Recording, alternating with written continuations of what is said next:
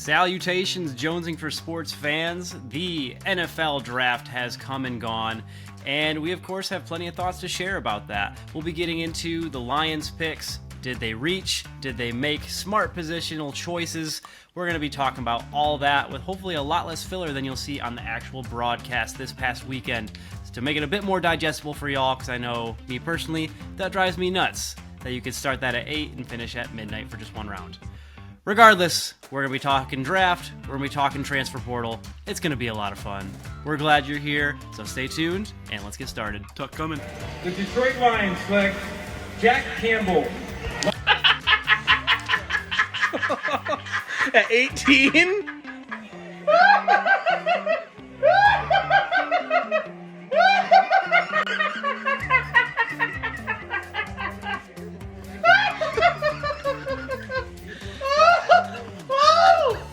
Draft Moody next. At 18. Welcome to the Jonesing for Sports podcast. Not that I disapprove. I think it is funny on Twitter. A lot of Michigan fans, some Michigan fans are like feeling bad.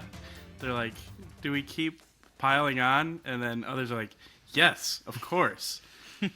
Even Michigan State fans are like, this boat's sinking. So it's an interesting time in the rivalry. It does become less fun when the rival fan base is like, yeah, you're right. And like they're all sad. Yep. It was like, it's not like, you know, I'm not saying they should do otherwise and pretend like everything's okay. But I honestly, like, I remember a time when it was like that with Michigan and Ohio State. Mm-hmm. And I had like Ohio State friends who were just like, you just kind of feel bad at this point. And then we turned that rivalry around the past couple of years, and it was a beautiful thing. Bran, you want to just lay for kind of our rapid reaction section, you want to just lay the groundwork of what we're talking about with Sparties and football? So yesterday was the final day to enter your name in the transfer portal. I didn't realize it was the last day. And at the final toll of the bell, Peyton Thorne, Michigan State starting quarterback for the past 2 years. Starting.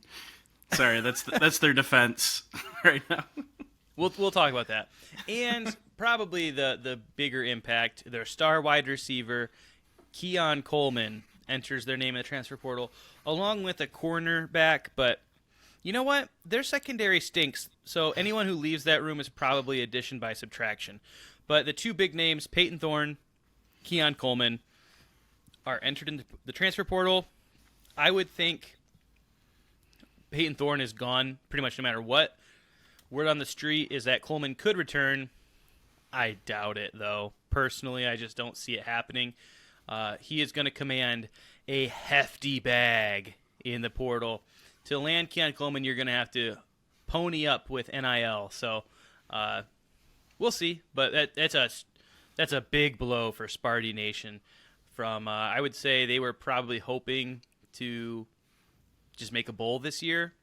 And with those two departures, I think those hopes took it is not looking good. I'll just put it that way.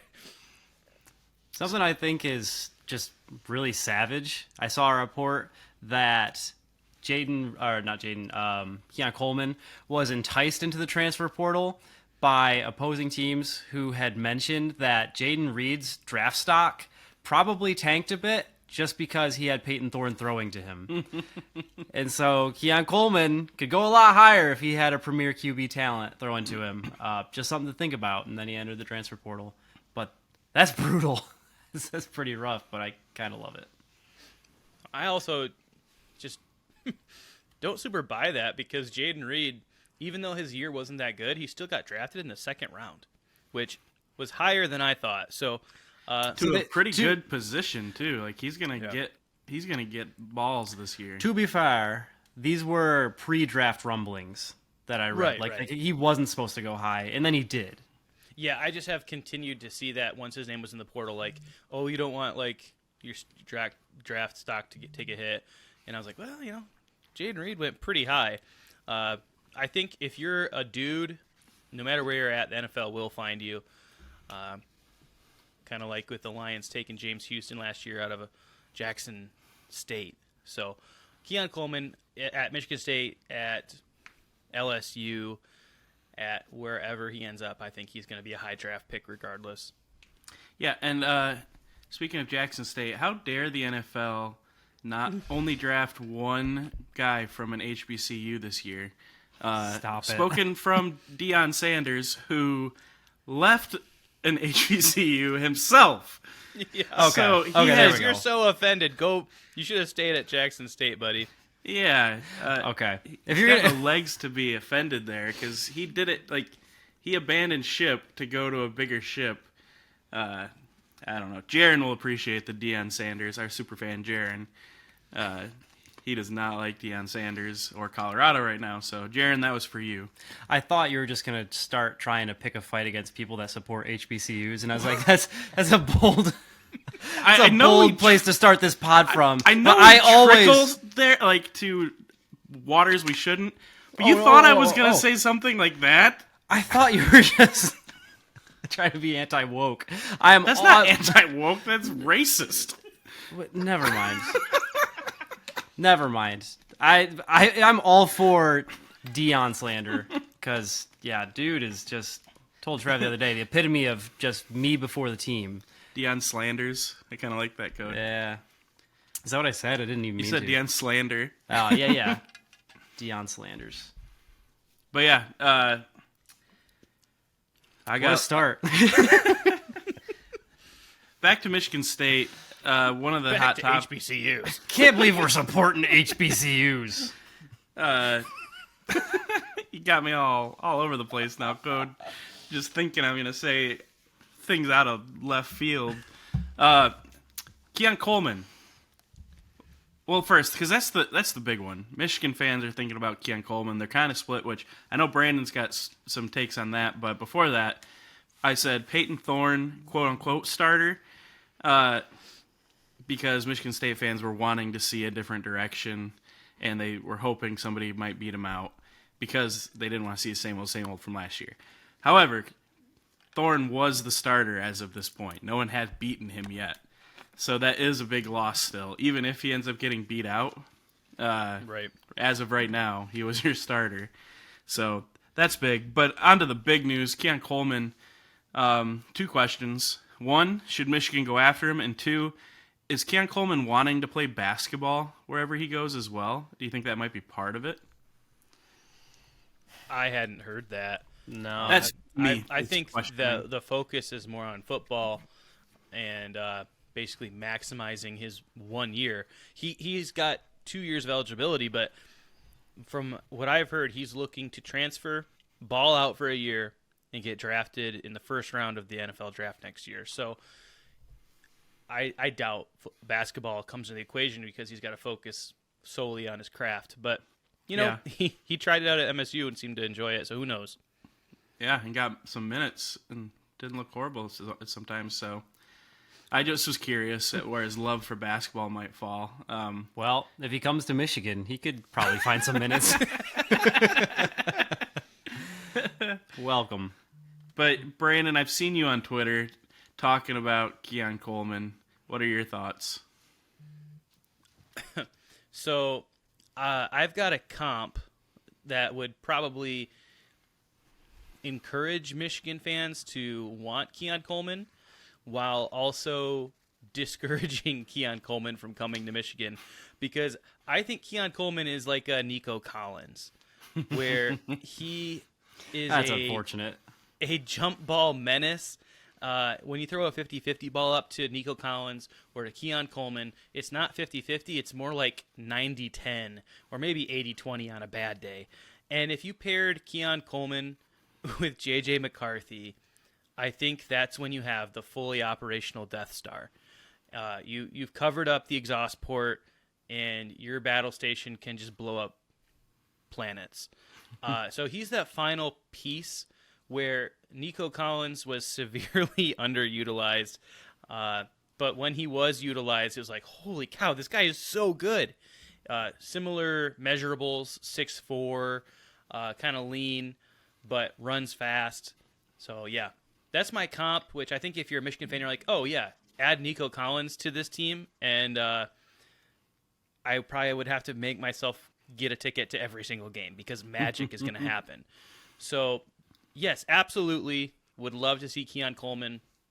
We can indoctrinate him, turn him to the maize and blue side and make him hate Spartans, whatever it takes. I mean, we've had Michigan players go to Michigan State.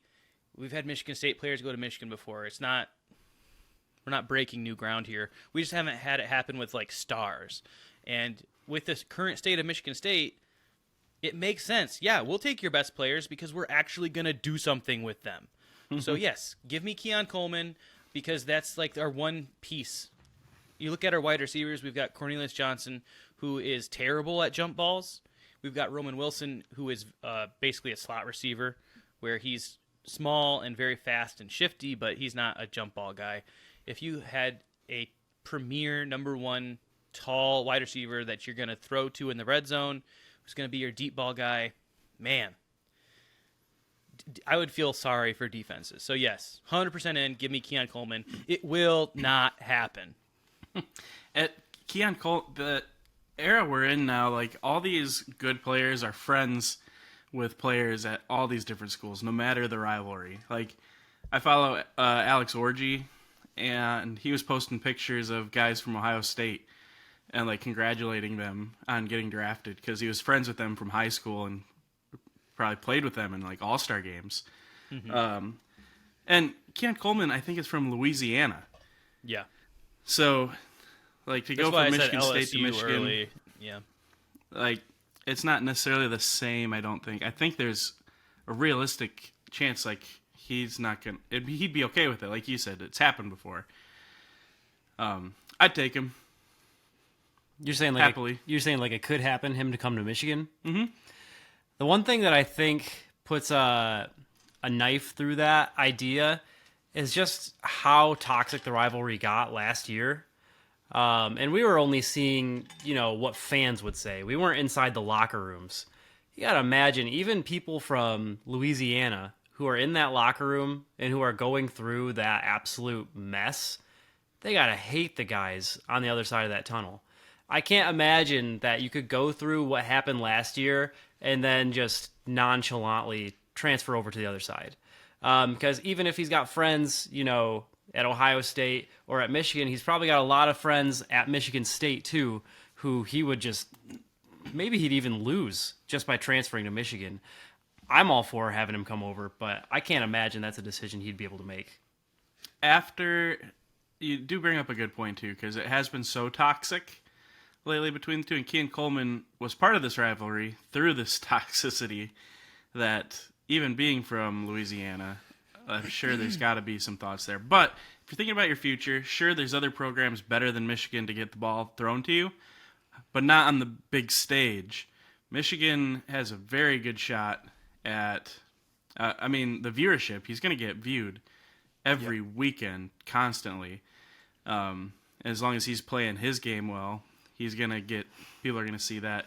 Plus, Michigan's favored to go pretty far, so... Those scouts are going to be like, oh, he's such a good route runner. Just wait till he actually gets a reception.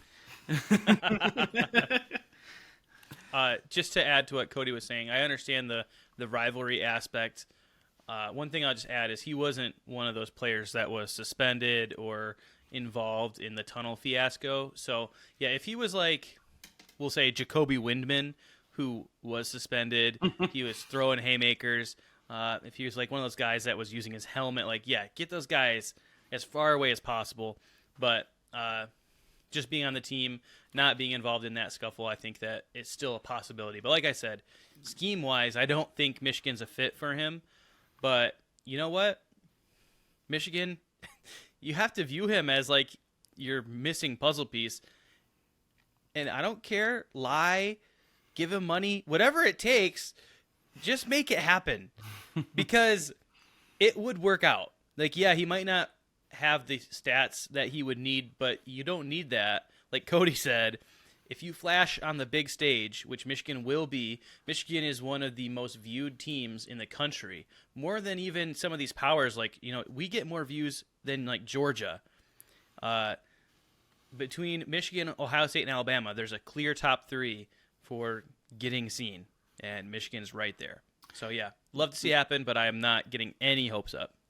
Was it Luke Musgrave who missed like all but 2 games of his college year last year and still got drafted like number 2 tight end?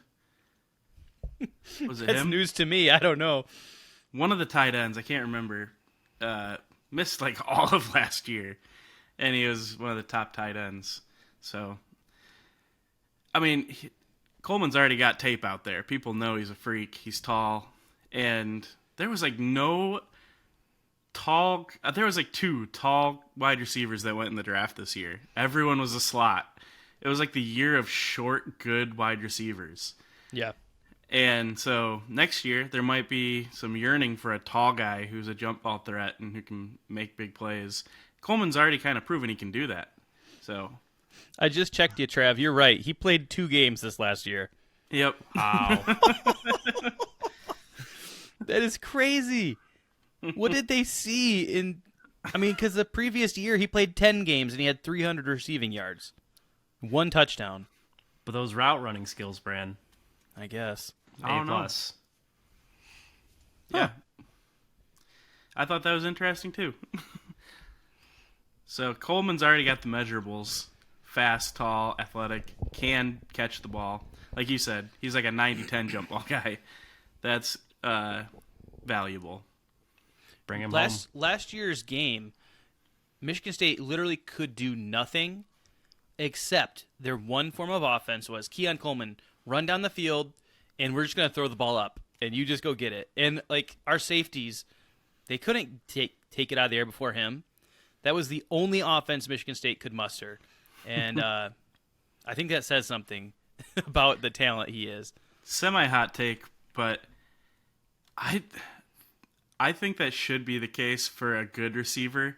Like, that's why I'm a proponent of throwing more jump balls and having a very aggressive passing game, is because the receiver should have the advantage when you know the ball, you know your route, and you can react because you're looking at it. Often the cornerback or safety has to look at you, the receiver, and often has their back turned and they're playing off of you.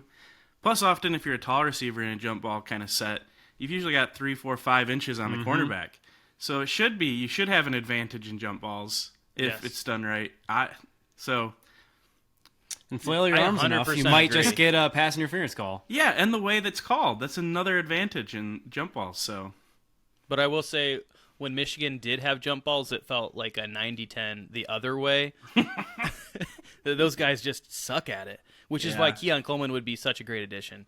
I guess it's maybe a natural talent thing. I don't know, but I agree with you, Trav. The good teams, I mean, like when Joe Burrow was at LSU, he would just throw the ball up, and Justin Jefferson and Jamar Chase would just snag the ball. There was nothing the defense could do.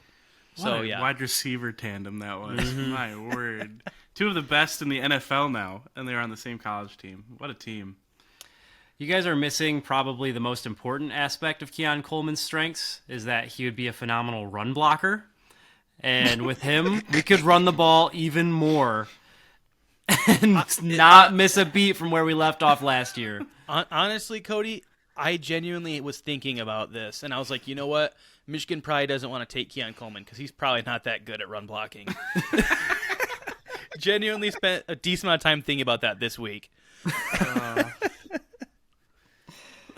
Oh, that's sad. All right, real quick before we Anyways. move on. Let's just assume those 2 guys leave. Where does that put – what do you think the ceiling for Michigan State is with no Keon Coleman and no Peyton Thorne? And in their defense that already was horrible against the pass, they lost a starting cornerback to the transfer portal like the same day. So, Yeah, but like it's basically like throwing on air anyways, so I'm just do not. That doesn't mean a lot to me. it's just worrisome. Because it's a struggle unless they brought in some corners that were going to take his job anyways. A team's always changing. I don't think they're as dead in the water as we're always going to be reactionary to when something big like this happens. And these are big losses, especially Keon Coleman. But they've got a lot of time to figure it out. And now they can go, okay, Noah, whatever his last name is. Kim. Kim. Noah Kim, who he's kind of a likable dude. If I was a Sparty, yeah, for now, because he hasn't played against Michigan yet as No, I'm saying for Michigan State, the backup quarterback is your favorite player, and then he's going to go out there and he's going to suck against Central Michigan, and they're going to be like, what are we doing? And then they hate him. And then they'll be calling for Caton Hauser. I think it's not looking good. So it's hard to set a ceiling right now, but I'm trying to give them I'll give them a ceiling. Leash. 7 wins. That would be a miraculous season for this. I was going to say 6. 6 or 7. More than I thought you guys were going to say. Well, it's the ceiling. I think they could make a bowl game.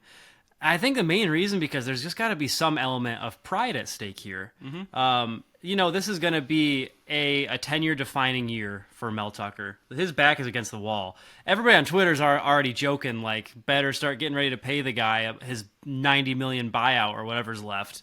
Yeah. He doesn't want that to be the way that goes down. He wants to. Well, okay. He would be the. It's been a while since we've had a Brandon's best job in the world candidate. Oh. I mean, yeah, he would I'm be getting all Brandon's... flustered just thinking about.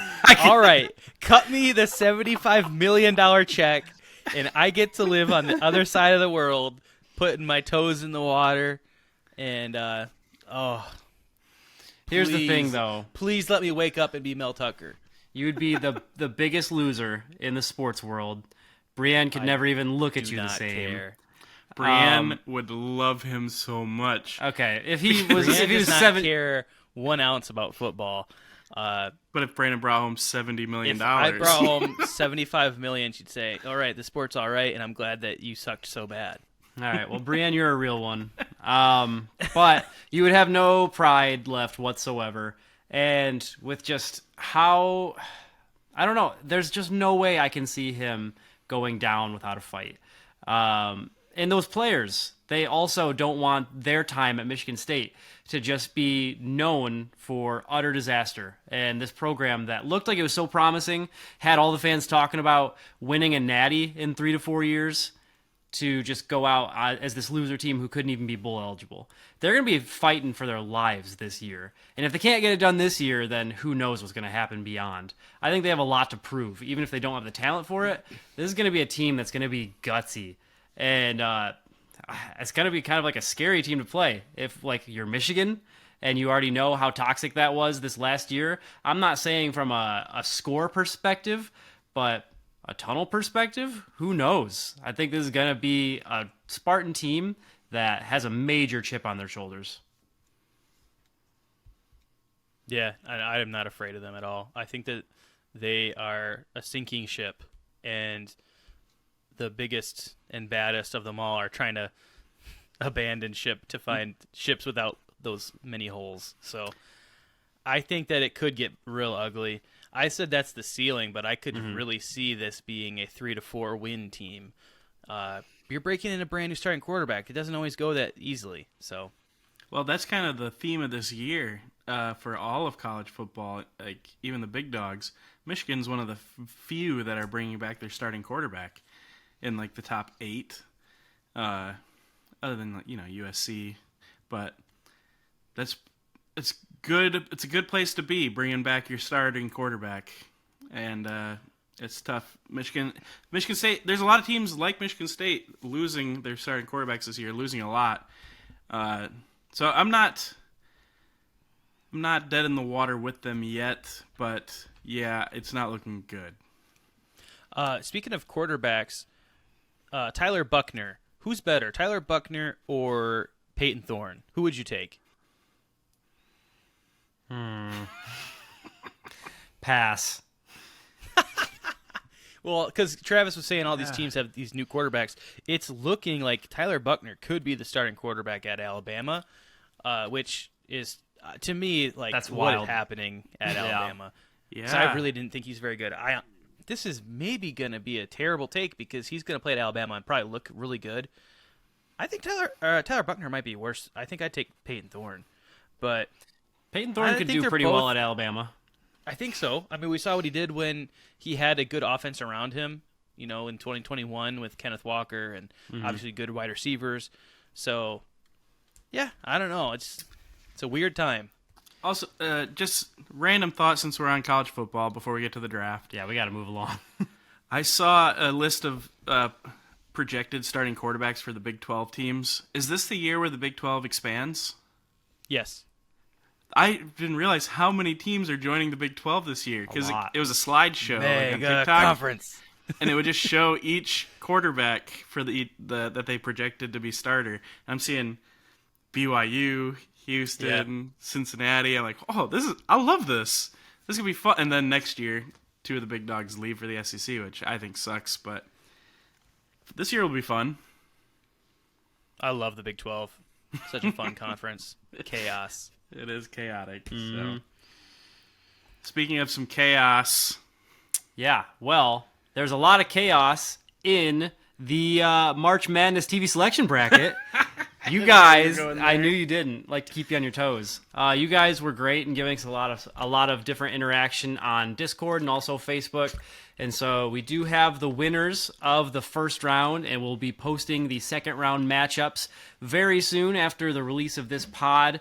There were some pretty close victories in different matchups and some juicy upsets as well. So I can't wait for you guys to get to see those next matchups. But also, speaking of other chaos, the NFL draft, as we alluded to before, was quite a roller coaster, especially as Lions fans. Well, I mean, starting off just in general, with the Texans trading up to get the second and the third pick, to get their pick of Will Anderson and also C.J. Stroud. Man, what a move. What a power move. Still going to be bad, I think, but entertaining nonetheless. But, of course, for the Lions, jumping up and down and then taking Jahmyr Gibbs with the 12th pick of the NFL draft. Guys, you just want to react to that first before we give our take on the entirety of the Lions selections? I'm really excited to talk about this with Brandon because obviously we did our live draft together. Brandon drove down and we watched together. Other than like shock and weird feelings towards the picks, it was a blast. Oh, yeah. Thanks to everyone who tuned in and talked with us and hung out watching the draft. But also, Brandon had some strong reactions day one. If you want to see it, you can either watch our live or we got a quickie version on our TikTok. That's Brandon's reaction to Jack Campbell going number 18. And that's one of my favorite videos right now, is Brandon just cackling. So, Brandon, I'm really curious. After it's all settled, how are you feeling? Okay. You guys feel free to just jump in, because I got to get a lot off my chest. Figured you I'm just would. going to sit back and enjoy this. Feel free to comment whatever you want to say. But before I get into it, I just have to say, so the Lions, already before the draft, they have a playoff-worthy roster. This is a solid NFL squad, a really good team, the favorites to win the NFC North, which I don't think I've ever said that before. So even before all these picks, which I think the Lions got a lot of quality players that are going to be instant impact type of guys. They got guys that I was really high on, but just not necessarily where I thought that they would pick guys. So one more thing, just to tell you how good this team is, win totals came out, and there are only 2 teams in the NFC with a higher win total than the Detroit Lions. That's bonkers. Eagles. You could probably and... guess. The Eagles, yes. Don't think too hard. It's NFC 49ers. Oh, yeah. Always. Yeah. Both of those squads have only one, maybe 1 or 2. But the Lions win total set at 9.5, which is only behind the 49ers and the Eagles. So, holy. This is a roster set to compete. Our two teams are great, Bran. I know. This is a roster that if things were to break well for them, you know, we have good injury luck and the schedule shakes out well, a team that theoretically, I'm not trying to get ahead of myself, but a team that theoretically could be playing for a spot and maybe playing in the NFC Championship. This is this talented of a squad. And so this draft, we are looking at the most draft capital they will ever have under the current administration. If Coach Campbell and GM Brad Holmes ever have this much draft capital ever again, it's because something went horribly, horribly wrong. From now on, with this roster that they've built, they should be picking late in the first round, and they're not going to have multiple first-round picks like we did when we traded Matt Stafford and we had all the Rams' first-round picks. Now, first of all, that's a credit to Brad Holmes and to Coach Campbell because they're the ones who flipped the roster. So kudos to them. Got to give them, their star stickers. But with this being the last premium amount of picks that you're ever going to have, we have multiple first-round picks, one of them being a top 10 pick. I think you have to make the picks that are going to get you over the hump. You have to get those premium guys at a cheap price. Because if you're going to get a star defensive tackle, if you're going to get a star defensive end, if you're going to get that guy in free agency, you're going to have to pay through the nose. If you're going to get that guy on a rookie deal, well, then you might have something. And so with the Lions picking at 6 and the opportunity to draft Jalen Carter, defensive lineman who I think, in my opinion, is possibly the best player in this draft. Obviously, we had acknowledged the character concerns or decision-making concerns, whatever it might be. But then if I understand that if you want to move off of him because of those, you also have a defensive end who literally is the freakiest freak. When he walked across the draft stage, I thought he was like CGI. His chest was so big, and he just looked like a mountain of a man. That would be Tyree Wilson from Texas Tech, like 6'6", 275. And there's a lot of people who thought he might have a higher ceiling than what's his name? The defensive end from Alabama. Anderson? Will Anderson, yeah. People were saying that he possibly might even be a better player than Will Anderson. And he had the stats that looked good. And point being, when you've got these premium picks, I would like to invest them in a premium position. Last year, the Lions had a fantastic offense, and they had the worst defense in the league. Not just the NFC, but in the entire league. They gave up more yards per game than every other team. And so to give up your very first pick and you go with Jahmyr Gibbs, which is basically just a replacement for DeAndre Swift, who I feel like that whole thing was handled poorly.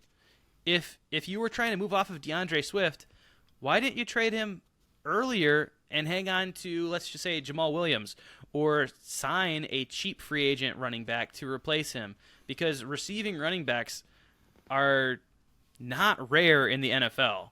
I mean, every team has got a third down back, which is basically what Jahmyr Gibbs is. I really like Jahmyr Gibbs. I think he's going to be really good. And there's a chance that he might be up there for a Rookie of the Year next year. And I still think, if that's the case, they should have taken a swing at a premium position like defensive end or defensive tackle. I got really upset, and I made a list of what I thought the most important positions were that contribute to winning, and I basically came down to 3 tiers. But obviously, number 1, quarterback; number 2, edge defender; number 3, offensive tackle; number 4, defensive tackle; number 5, wide receiver. That's tier 1. Tier 2, cornerback, which, by the way, we only have 1 cornerback signed through next year. So literally our entire defensive backfield is free agents after this season. Then last tier, linebacker, safety, interior offensive line, tight end, and last but not least, running back. So tight end and running back are the last 2 in terms of most important positions when it comes to drafting a winning team. And that's 2 of our first 3 picks, which I love Sam Laporta. I love Jahmyr Gibbs, but they're not as important as having someone opposite Aiden Hutchinson or someone to finally stop the run, because that's why we didn't make the playoffs last year. Travis, what did you want to say? Yeah, I'd like to interject. I don't like your argument for positional value, because if that's all that mattered, then you just draft. You could load up with 12 wide receivers if they were the best. If they were the best I don't available. follow. If the 12 best players in the draft left every position on the big board, every time it came up to your draft pick, it was a wide receiver. And they were the best one available. Do you take the wide receiver every I'm not time? saying get best available. No, because that's a position of value more than...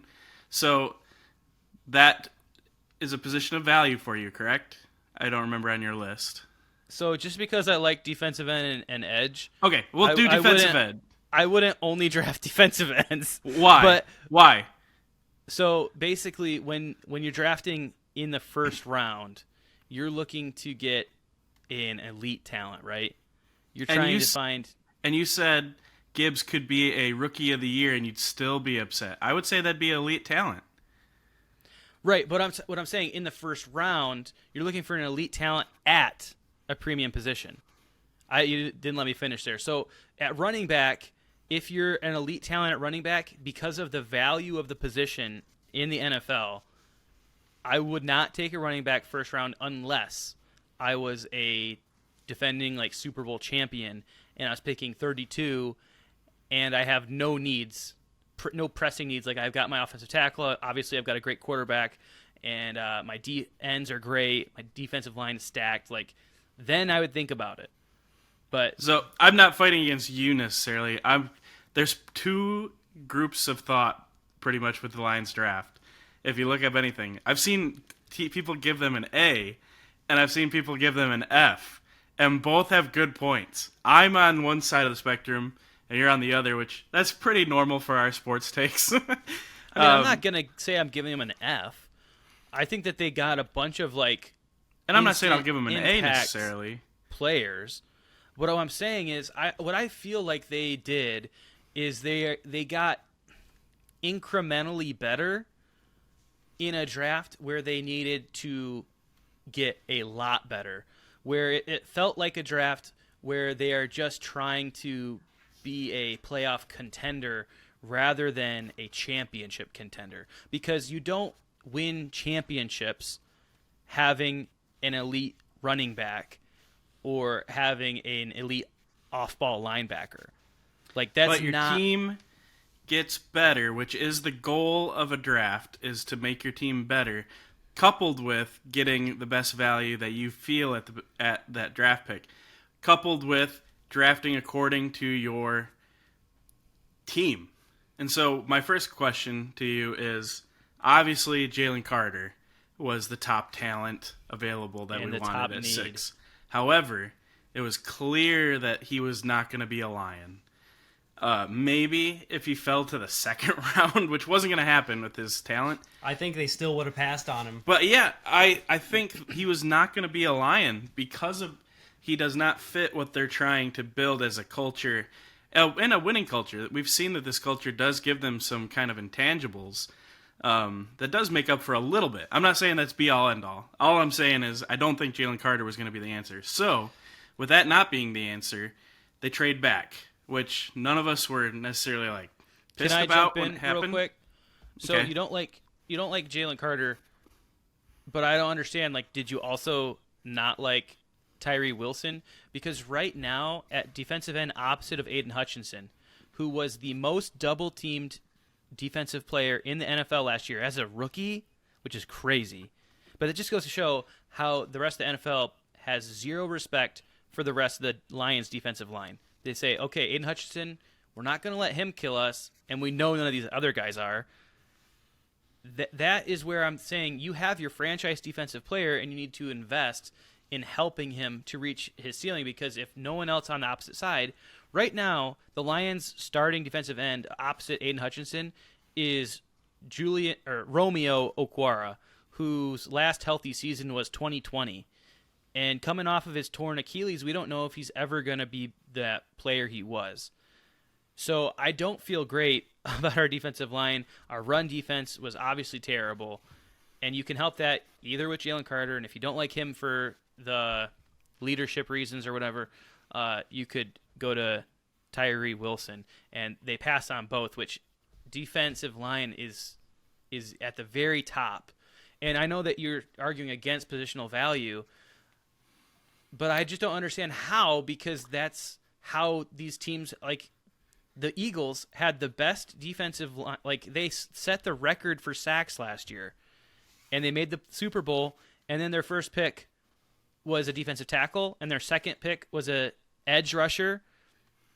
And well, then, like you said, though, the Eagles also have some of that leash of being a Super Bowl team and being very deep and having guys who potentially can rein in Jalen Carter because he's got all these Georgia Bulldogs. The other pick they had, they said, is one of the highest character guys in the draft from Georgia. If there's a team that I think can make Jalen Carter work, it's the Eagles.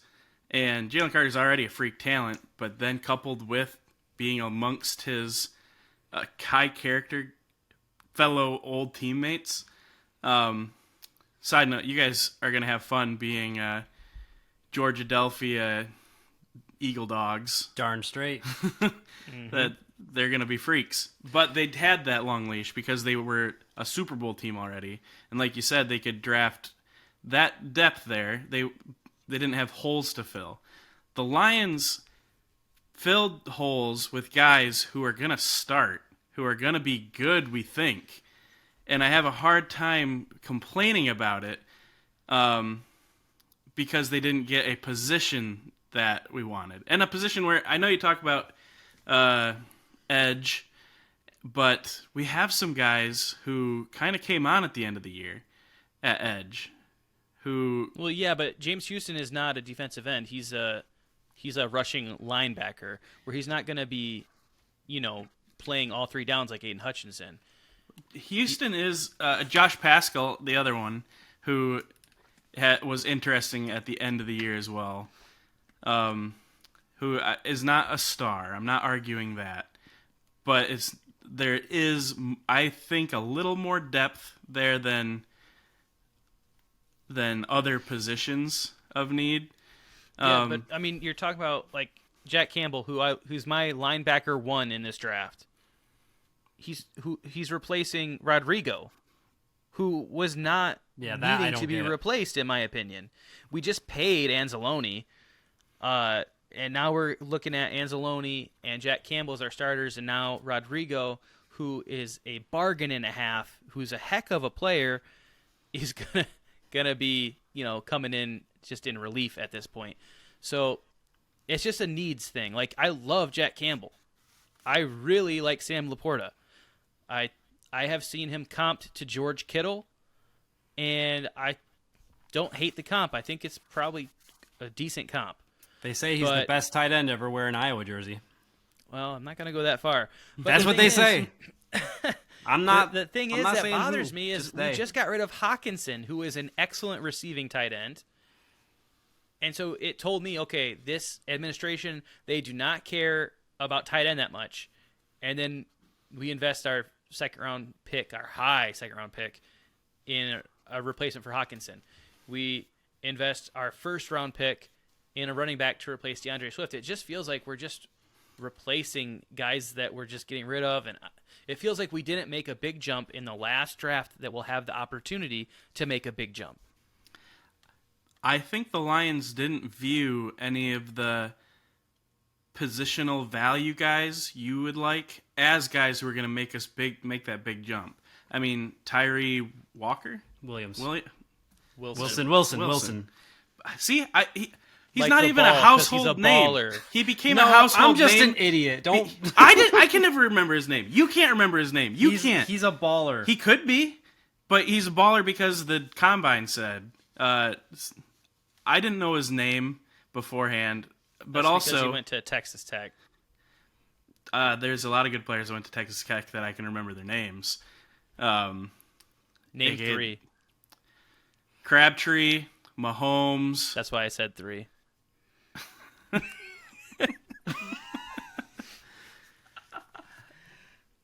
Yeah, I can't name another one yet.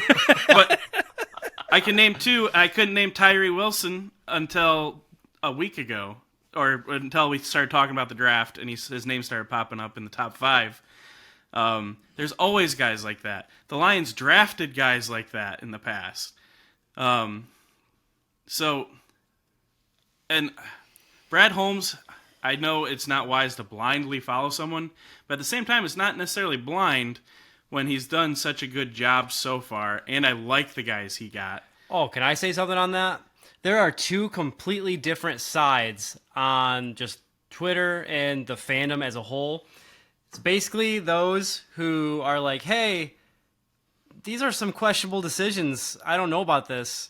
And the other side that says, don't you dare question our Lord and Savior Brad Holmes. You don't have a right to have an opinion on this because he's a GM and you're not. We've kind of talked about this before, but we're sports fans. You're allowed to have opinions about things, even if you're not a coach, if you're not a player, if you're not a GM. If something doesn't make sense, we're going to talk about it. To me, that's akin to the people that think it's Star Wars. It's the most holy of entities. They are incapable of making a bad movie or a bad series, any sort of bad product whatsoever. Don't you dare question the integrity of the Star Wars franchise. Just because Star Wars is awesome doesn't mean that they are completely infallible. Brad can make mistakes. I'm not even stating that as my opinion. I'm just saying you should be able to question these things. Have a discourse. What I see on Twitter is so annoying. I agree with you 100%. However, when Brad makes a Star Wars movie and you go, I enjoyed that. I think the characters were really good. But it would have been nice if they got Brad Pitt in the movie because his value as an actor is higher. Might have brought in more. It's all hypothetical because the movie we got the movie and it's really good. So far, all of this is hypothetical because they're yet to play. But I feel like it's tough because we like almost all the guys the Lions got. I'm curious about the defensive tackle we got at the end. I've seen nothing bad about a lot. Yep. I have seen nothing bad on the reports on him, but when I look at other than his athleticism, but that's not like the summary of him. But he's also a nose tackle, and they traditionally don't have a very good RAS score or any of that. He ranked in like the last 5 years of nose defensive tackle, bottom percentile. I did not know that. However, he measured elite size, and so I think tall and fat. Have you ever seen big boy? Have you ever seen indoor lacrosse? It's like arena lacrosse. No. The goalies fill up the whole goal. They're just like tanks where their pads are massive. I don't know how they score in that sport. I know what you're talking about, actually. Yeah, it annoys me. Yeah, I feel like this is kind of what this guy is. But the summaries on him, everything is saying he could be pretty good. Like he did good. He looks like he's just kind of a bit large. He's like the Looney Tunes getting what's his name saying and large. Like he was a 5-year college football player, and the top was that he was an honorable mention All Conference USA as a senior. So he was obviously pretty invisible, at Western Kentucky. So we'll see. This is where I think Brad he's calling his shot. If Broderick Martin turns out to be a stud defensive tackle, which he clearly wasn't at Western Kentucky, and he does it in the NFL, he's just showing off at this point. But he did give up a ton of draft capital to move up to pick him at the end of the 3rd round. So if it turns into nothing, then that's a huge swing and a miss. If it turns out to be, this guy's a real contributor for us and is a really good run stopper, which is what we need. I looked it up, by the way. We were 28th against the run last year in a 32-team league. Then, yeah, Brad, we shouldn't. If this works out great, we won't question Brad ever again. But I think what Cody was saying about questioning Brad or worshiping Brad, I think that it's safe to say that he has proven himself as an evaluator of talent, and that some GMs are excellent evaluators of talent, and other GMs are excellent basically just playing the board and making the right pick at the right time, where like I felt like the Eagles killed it this year. Usually the Ravens, it's like every year, like, how did we let the Ravens get these players? And I think there's GMs that have the ability just to pick the right player that falls to them, even, kind of spur of the moment. Oh, we didn't think this was going to happen, but we react well. And That's I think it's safe to say Brad might not have that down yet. That's something that drives me almost a little bit nuts, is I see people that are saying, like, the draft just broke perfectly for the Eagles this year. Like, so fortunate. I'm like, actually, they just drafted a bunch of Georgia defensive players because they're really good, and they drafted high positions of value. They're like, oh, yeah, we'll add Jalen Carter. Why not? So it's like, yeah, that is actually kind of fortunate that he fell all the way to draft 9. Kobe Dean in like the 4th round. Right. And it's like, oh, turns out he could be pretty good at ball. Who knew? So yeah, that drives me nuts. Like, don't overthink it. Don't overthink it. Just get studs. That's an argument I would say for Brad as well. So just get studs when you can. If their value is that much higher, like if you can get them, there's a balancing act to filling your needs through the draft. And again, this team's not done. There's potential to pick up people. There's still free agents and stuff where you can sign and whatnot. But there's more to the draft. Like if you trade back to 12. Also, I think the Lions had probably were going to go cornerback. There's a chance. I'm not going to say probably. There's a chance they were going to get Witherspoon at 6, and he went 5. The Seahawks drafted him before us. Still had Gonzalez on the board for a while. But again, he might have not been what they liked. They go through a lot more meetings. And again, that's fair. A lot of trust in that, and that trust can be burnt. We're talking about what we've seen, what we need as a team. So I get both sides. What I will say that's like softened me a little bit. So I'll reveal my hand. I'm leaning closer to Brandon's side of things. Yeah. And I was scalding hot as events were unfolding because I was thinking everything negative that could be negative. There's the idea of like what we need. There's the sense of positional value, like Jahmyr Gibbs at 12, a running back at 12 even. What are we freaking doing? And then, as you spend more time evaluating things, you hear reports of like, yeah, Gibbs and Campbell might not have been on the board too much longer. And so those are things that I've softened on a little bit. But the biggest thing for me is a pick going to help you get more wins out of this current season? I look at Jahmyr Gibbs, probably a stud. I'm really excited to watch him play. If you could manage to keep Swift and not go Jahmyr Gibbs, you compare the season against this season with Swift and with Jahmyr Gibbs. How many more wins do you think having Jahmyr Gibbs instead of DeAndre Swift gets you? Hard question. Impossible to say. Because for Swift, sure. You don't know how many games you're going to get from him. And to be fair... And same with Gibbs. I mean, he hasn't yet to play. Yeah, and so, like, if Gibbs can stay healthy, that's an upgrade over Swift. But the Lions were already a top rushing team in the NFL. Our offense was one of the top offenses in its day. We were super streaky, but one of the top offenses in the NFL. We didn't lose games because we couldn't score points. We lost games because we couldn't stop people from running the dang ball. And there's no reason why that's going to be different this year. We didn't do anything to address the that. Ball. I don't know. So on that front, though, they got a lot better. They did at the end of the season. No, actually, I think they got better at the end of the season. Oh. I mean, this offseason. Yes, they signed a buttload of dudes. They reloaded on the defensive backs and offloaded some that. Which, by the way, I was being negative. Brian Branch is my favorite pick. Oh, because, yeah. Great pick. It's also one of those things where he might not be an instant contributor because they brought in, like those dudes you're talking about, they brought in Chauncey Gardner-Johnson, who for a long time has been one of my favorite defensive backs in the league. And when they brought him in, I sent you guys a meme I should not have sent you. I was so excited. And that is the exact type of player I think they're getting in Brian Branch. Where he's so versatile. He could play the nickel, he could play the safety, he could go out to corner, and he's just, as they say, a dog. So I'm not trying to be negative everywhere. I love Brian Branch pick, and I honestly think all the guys they got, other than Broderick Martin, who I don't know anything about, just be honest, I don't know anything about him other than I think Trav's right. He's just a big dude. Everyone else that they picked, I think, is a really good player.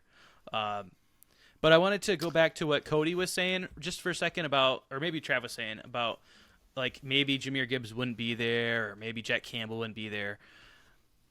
That's okay. Yeah, well, first of all, yes, I agree. That is okay because you have to have contingencies of, your second, third, fourth favorite guy at each position. I was listening to a podcast with Rick Spielman, who, if you're familiar with that name, he was the GM for over a decade for the Minnesota Vikings. And they recently let him go. And so now, of course, he does a draft podcast. That's what you do nowadays. And he was saying, it was very interesting to hear him recap the draft. He was saying that these GMs, they butter each other up so much because they have to do business with each other. And so they'll call each other, say, hey, fantastic pick. He was high on our board. We were going to take him if he wasn't there. And that might not even be the case. You can find the report that can confirm what you think. Some people say he was going to be picked there. Some people said he wasn't. Because Rick Spielman also said his brother, Chris, who is in the Lions front office, I'm surprised he even shared this on the podcast. He said, my brother told me the Lions loved Jack Campbell, loved him. He also said there's no way he's getting picked in the first round. So with all these reports, it's hard to, know what the truth is. But like Cody said, I think even if someone else reaches to grab your guy, like, I think that's okay. But just wanted to throw that out there. You hear all these reports. I honestly think it's impossible to know what is true because apparently these guys, which honestly, how fun would that be to be a GM? Every pick you make, every other GM's great pick. You could do no wrong. Man, sign me up. I want all my colleagues to tell me that I am a genius and that every pick is going to be an all-pro and that they loved it and they would have picked him anyways. Man, and you could be the one texting Green Bay after they continuously draft no help for Aaron Rodgers year after year. Just, great pick. Screw your quarterback. He doesn't need no help. Pro Bowl talent. If you're watching Amazing. Draft Day just trolling and the all GM day. is on the phone, he's saying, I want my picks back, you pancake-eating bleeping bleeper. That's not how it's like. These guys are very cordial with each other. So that was just a little bit of Hollywood magic if you watched Draft Day recently, which I did enjoy that line. But yeah, what a life. Just making picks, and every single one is a home run. I'm glad you mentioned that, though, because you really can go online and find a report for just about any bias that you can think of. Yep. And it's like, there's not even a source for this. Somebody just said, oh, Falcons are reportedly, we're going to trade up to take Jack Campbell. It's like, where did that even come from? There's Sources. some sources, because sources. All you have to do Probably is a random Twitter. all you have to do is say it, and that's sources. I could be sources. I spread some rumors like that with you guys on one because I saw a tweet. I didn't verify who it was. It could have been Joe Schmo, and he said something along those lines. And I was like, "Oh, did you guys hear that? Jack Campbell probably wasn't even going to be there in the second round." Totally possible. But I would have been like, it's fine. There's tons of linebackers. But yeah, he is my linebacker one. I will no say linebackers who cried in their meeting with the coach and GM, and when he left the meeting, Campbell and Brad looked at each other and went, "That's going to be hard to beat." You know who's also probably crying is Malcolm Rodriguez, because he just had the year of his life, and now he's not going to be getting much game time. I'm curious what they're going to end up doing there. I'm not convinced they're throwing Malcolm Rodriguez just to the bench wolves. But they can't go three linebackers in a passing league. It's not going to happen. It's not their scheme. You were saying that just today, that you just can't do that in the modern football era. Yeah, I don't know. Not with a team that already curious struggles about that. so much to stop the pass and the run. I mean, it helped them a little bit in stopping the run, but then they would just torch us through the air. I know we made a lot of good, solid acquisitions to our secondary. we're still not going to be an elite secondary. And part of that is because, you have to be able to be sound at all levels of the defense. And so I think our linebacker play is going to be pretty strong, but our defensive line will not be. We're still going to struggle there. We're going to struggle to stop the run. And if you're going to try and stop the run, they're going to be able to torch you deep occasionally. That's just the way it works. And so I think the best thing for our secondary to shore up our pass defense would be to stop teams from being able to run the ball too. And I just can't get away from that. Like you said, Brent, I really like the guys that we picked, but we didn't really make any strides to adjust that glaring issue, our biggest issue on either side of the ball, stopping the run. Right. It's ridiculous to me. I do want to, I don't know the stats, but scoring-wise, the Lions finished the year so strong. And so when we say they sucked at the run, I think you do almost have to break it up a little bit because it was a different team second half to When first did we half. play the Panthers? Wasn't it like the third to last game? Every team has an outlier, Brand. We're going to look past that one. That was the game. That's not an outlier because if they win that game, they knew that was a playoff or go Also, home type of game. Have you seen the reports? And they got ran over. Have you seen the reports that field was called unsafe and the NFL ignored it? Because you can't cancel an NFL game. Right, and that is complete bullcrap that they would have these guys play on an unsafe field. But I'll also say both teams played on it. They ran on us, and we didn't run on them.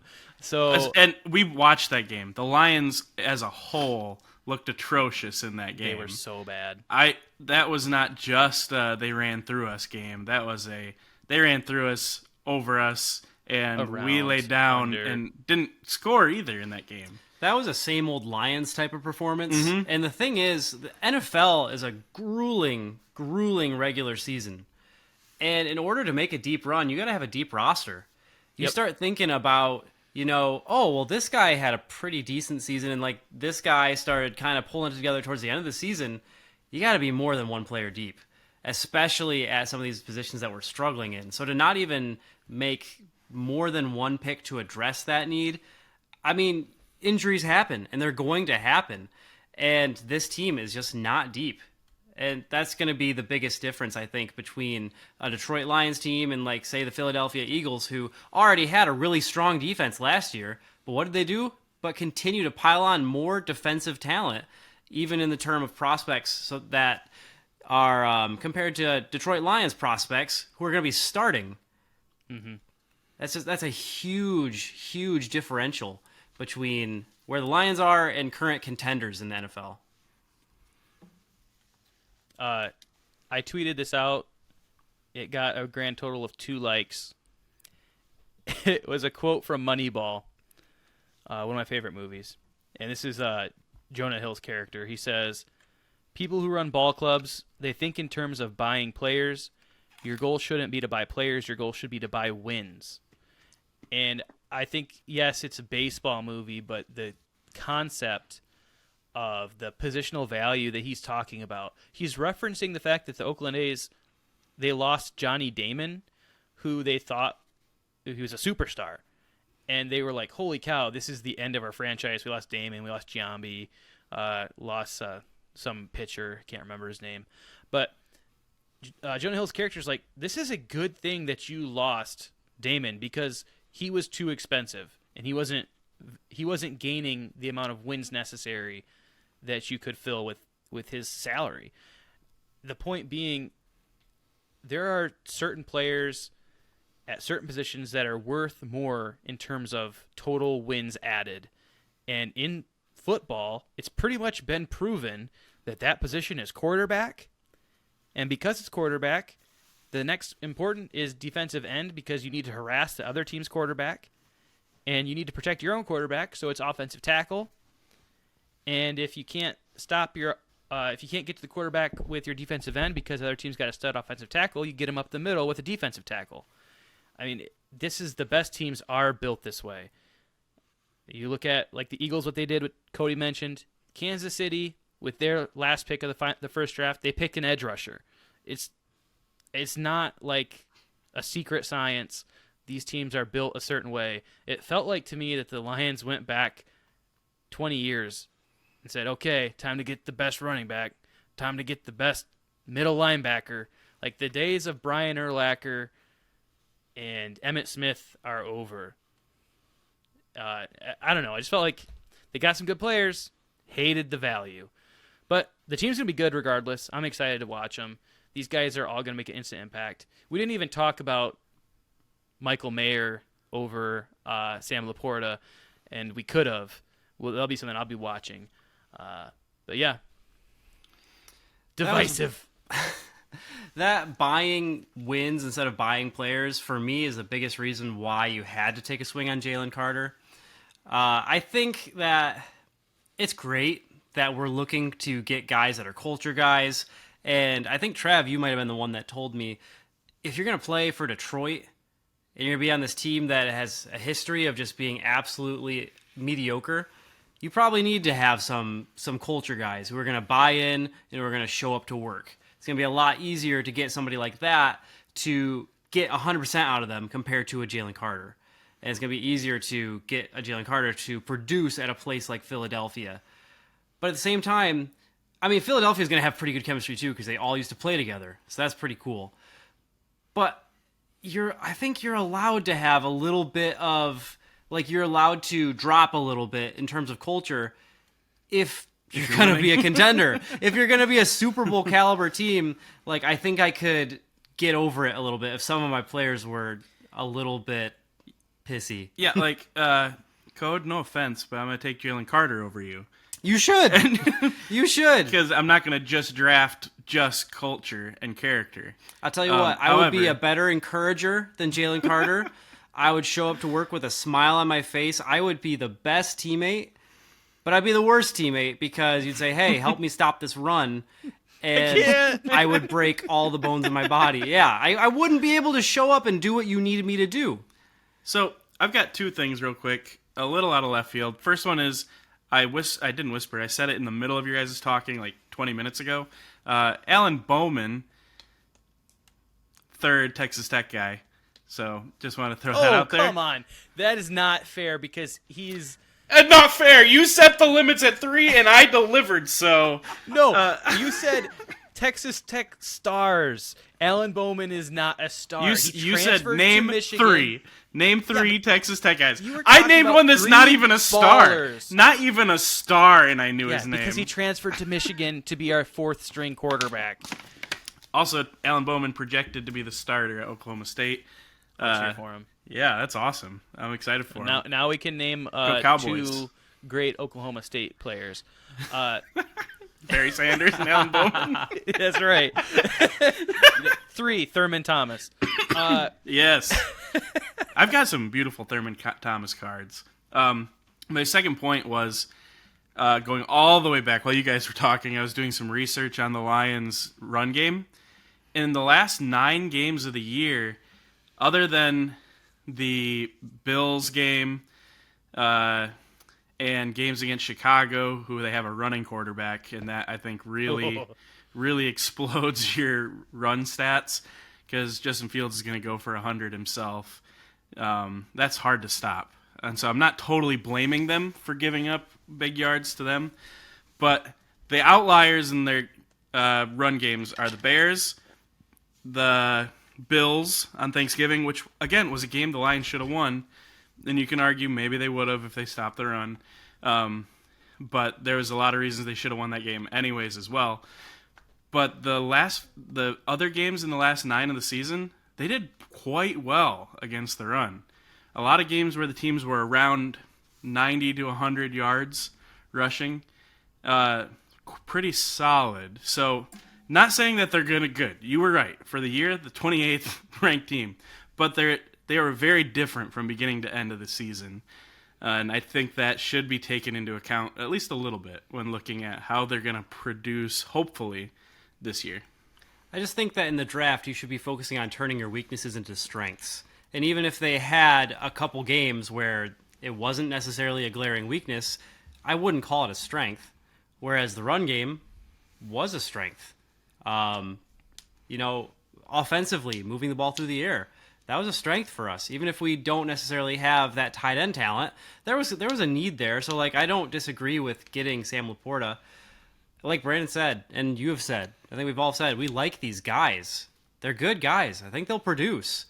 And there's one more that we haven't even talked about yet that we should probably get to before we close out the pod. Hendon Hooker. We should talk about that as well. That said, I don't know how you make that your game plan to prioritize those positions. The Hendon Hooker one, I think, is really interesting. One, because he's old, and two, because it just has no ACL anymore, pretty much. He's got to figure that out. It got better. It's getting better. I like Hendon Hooker a lot as a player and as a person. Curious pick, and you know I'm a Goff truther. And I don't think this threatens Goff for at least a year or two or three, but curious. That was one that I found curious, but the media loved. Like day 2, they're like, oh, the saving grace for the Lions, where they got Hendon Hooker and Branch. Well, Branch was a great pick. Hendon Hooker I love, but like, can you really say that was the saving grace for the Lions draft? No. And again, that's where it's hard to trust. You can find write-ups of any direction you want, but all the major media was Hendon Hooker, great pickup for the Lions, saved them. And those are the people that, they will base their value of the draft entirely on where somebody should have fallen in a mock draft. And Hendon Hooker was a guy that could have gone round 1, people were saying. Like a round 1 to 2 guy, just depending on, how desperate teams are really feeling for a quarterback. So they see him go round 3 and oh, fantastic pick. At the same time, it's not one that's going to move the needle for Detroit. This is a contingency if they decide they want to move on from Goff and not sign him to a massive deal after his time is done. In 2 years? I think he's got 2 years left. I don't know if Hooker's going to be good or not. I think he could be decent, but like you said, he's old. He's got an ACL issue, and if we do have him, it's not going to be for that long. And a lot of people have been making comments, even before Hooker, that said, this Lions team feels like it should have a running quarterback. And they should. And he's not. Well, Hooker is when he was healthy. Like at Virginia Tech, he was a big-time running quarterback. And then when he went to Tennessee, he was kind of. Like, he had multiple 100-yard rushing games. He will never be a Jalen Hurts or a Justin Fields. But he's got the escapability. He has the potential. Watch some Virginia Tech highlights. He had multiple 100-yard rushing games at Virginia Tech. I just found that interesting. I didn't know that about him until I was on his Wikipedia page the other day, just studying him. So just saying, I thought that was funny that people were talking about the Lions seem like they should have a running quarterback, and I think he has that potential.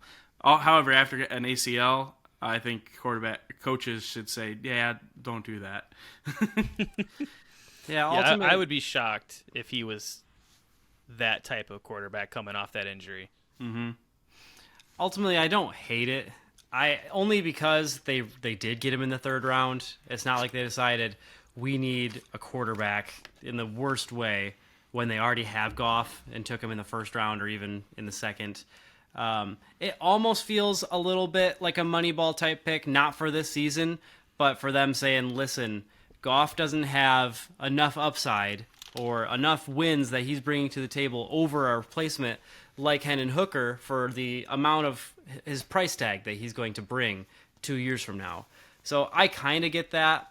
I don't know if Hooker will have the same level of upside as Jared Goff will. I could see it potentially, but I mean, he's really coming into his own so late in his career, being 25 and having one really awesome year at Tennessee cut short. Now he's jumping into the NFL. He'll be 26 plus before he's even healthy enough to take a snap for the Lions. That's your quarterback of the future that you're picking up in the draft? That's a major yellow flag at least. Yeah, so he's 25. Jared Goff is 28. And Upgrades. Hendon Hooker, his draft comp that I've seen is Jared Goff. So we talk about, if Jared Goff doesn't have that high enough ceiling, but Hendon Hooker he's a very similar player to Jared Goff, which, I'm kind of the same as you guys. I'm curious about the pick. I don't necessarily hate it, but I also don't love it. But I understand why they made the pick. Your guys' favorite joke of mine. So if he's comped to Jared Goff, then we've got a Pro Bowl quarterback sitting there waiting in the wings. It's great. The thing that's so curious Extend about him it now. so curious about it to me is like it just seems kind of like you've just rescinded your vote of confidence from Jared Goff. This guy that you've been saying, like, this is our quarterback. We've already got a quarterback. We don't need to be thinking about replacements. Jared Goff's not that old. And it just makes you think 28. Yeah, it makes you think like they're just not too keen on re-signing this dude. I think they're scared of paying anyone a lot of money right now. I think that they're going to end up paying him personally. That's just I do too. Prediction.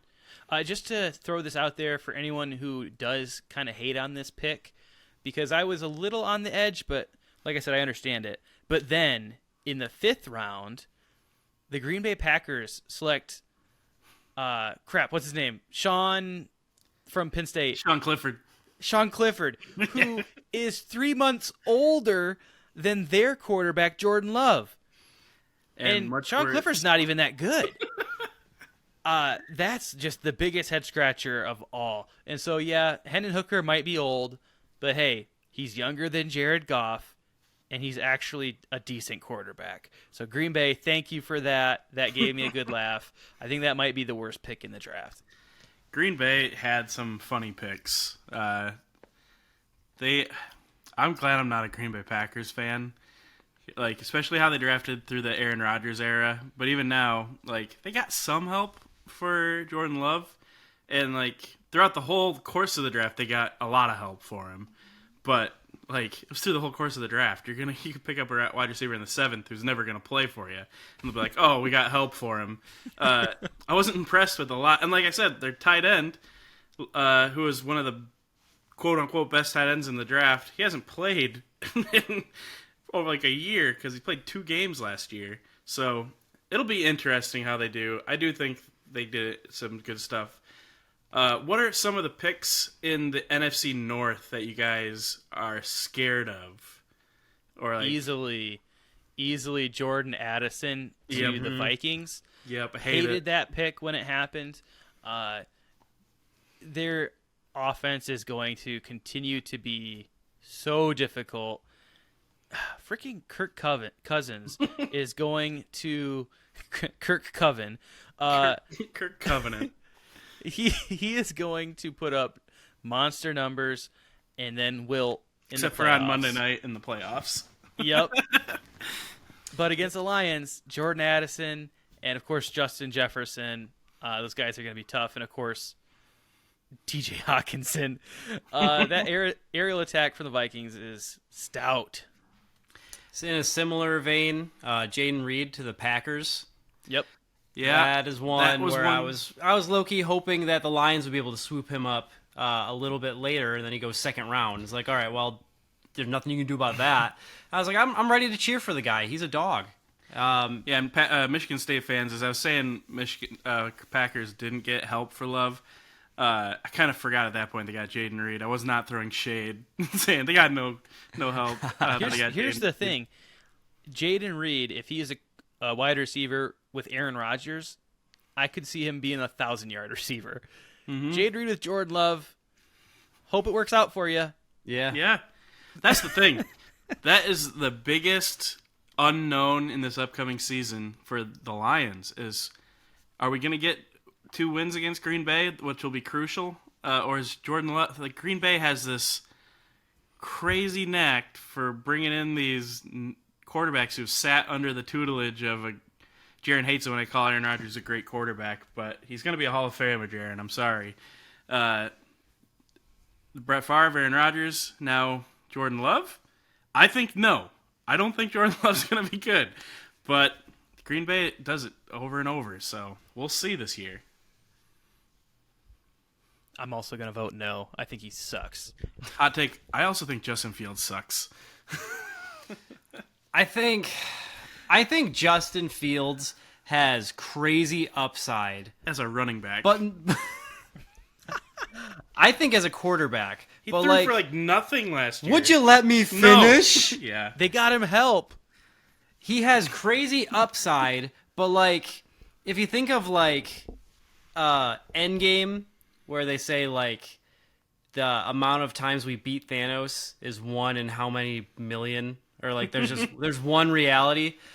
I don't think there are a lot of realities where Justin Fields reaches that potential, but if he did, he would be insane. He shows flashes of insane pinpoint accuracy, and then he has moments of just indecision or bad decision making, and all he can do is just run the ball, which he does really well. But if you could pair that with some maturity that he's able to develop in his throwing and his decision making, he could be really good. I just don't think that that's more likely than not to happen. Last night. And he plays for the Bears. They're so bad, so you can't really get a true gauge of his actual talent. Last night, before I went to bed, I decided to make a tier. You know how, there's YouTube videos of people making tiers of things? There's the S tier. And well, I just made tiers for every NFC North team and their offensive players. And I just went A, B, C, D. And the Bears, I have them having one A player, and it's DJ Moore, and he's a fringe A player. I think if you have some... Yeah. And when I did this, though, it made me really scared of the Vikings. Because they have a lot of A players. Justin Jefferson, TJ Hawkinson, honestly, is an A player. And Dalvin Cook. I didn't put Kirk Cousins as an A player. I have him as a B. But he's capable of being an A player. They got a lot of A and a lot of B, where these other teams have a lot of C and some A and B. The Vikings, again, like you were saying, Bran, are going to be scary, and they got another weapon. So if there's going to be a team that stops the Lions from hitting those odds of winning the NFC North, the Vikings. Probably. I'm still hoping that their defense is trash, though, like it was last year, which ultimately held them back in the playoffs, obviously. I already mentioned the Sean Clifford pick. Was there any NFC North picks that you kind of want to clown on anyone for? Green Bay drafting 2 tight ends was fun. Wasn't it 2 in a row? Yeah. They're like, we're not sure about this guy. Or maybe they drafted the first one and like, crap, he's not who we thought. You telling me this guy only played 2 games last year? So, what else was something to kind of clown on? I know, I'm trying to remember that. Green Bay got Lou Nichols from Central Michigan, and I didn't like it because I like Lou Nichols. I kind of want to see him succeed, but it'll be interesting, and he might have a chance in a year or two because the Green Bay running backs, their contracts are coming up, and they're going to be expensive. Got to cheer for a guy from Michigan. The Bears, who originally held the number 1 overall pick, obviously they traded back, and the Panthers gave up a king's ransom to take. I'm so bad with names lately. The Alabama Bryce Young. So the Bears are sitting at 9, and it's kind of painful in a sense when you had the number 1 overall pick to not get a number 1 overall talent. They're sitting at 9, and what do you know? Jalen Carter's available. Yeah. And they trade back with the Eagles. So the Eagles swoop in, grab Jalen Carter, and the Bears get Darnell Wright, a right tackle. Which, you know what? Offensive tackle, valuable position. They need to protect Justin Fields. I understand it. But, Bears, you traded out of the number 1 overall pick. At pick 9, you could have gotten a number 1 overall pick type of talent. And what are you doing? You are the winners of the whole draft right then and there if you get Jalen Carter. No matter if he is a turd of a person, you traded away the number 1. You get a haul for it. You get a starting wide receiver who's really good in DJ Moore. And you get the number 1 talent in the draft. But no. And they didn't even draft the offensive lineman everyone thought they should. The guy from Right. Northwestern, who was from Chicago. Skronsky would have been a home run pick. Yeah. I mean, like, outside of the... Like, screw What a this joke hometown of guy. a franchise. I was terrified. I was like, I do not want to see Jalen Carter in the NFC North. Thank you, Chicago. I don't have to see Jalen Carter. Blessings to you. Seriously. Code, anything you can remember? There was a lot. No. You guys covered the ones. Just mainly passing on Jalen Carter for the Bears. That was the one that really stood out to me. I don't think I am finding anything off the top of my head. Yeah, same. Well, if anything, whether you're on the hot side or cool side of this draft for the Lions, I think one thing's clear. We're all really excited for September to get here. And I don't think that's been said for many Lions fans. I mean, that was last year. It was second year Campbell. But this is all-time high excitement for a team. So hang on to your britches. Yeah. I'm curious to hear what all you guys think in the Discord. You know, if we reached for any picks, if you are standing behind Brad Holmes 100%, if you got some questions, what were some of your most laughable picks in your opinions, or some of the best value picks? And kind of, what are your thoughts on the ceiling for the Lions this year? We'll probably talk more about that as we get closer to September as well. But yeah, still an exciting time nonetheless. I know that we're still in that lull a little bit. Now that the NFL draft is over, we can't talk about that as much. But it's time to really start conjecturing about what these teams are going to be capable of come football season. And I, for one, like Travis, cannot wait to see that unfold. So thank you once again, guys, just for joining us on the Jonesing for Sports podcast. It's been a pleasure to have you along on this ride for us, with us, for us, whatever. And I hope to see you all in the next one as well. So thanks again. Toodaloo.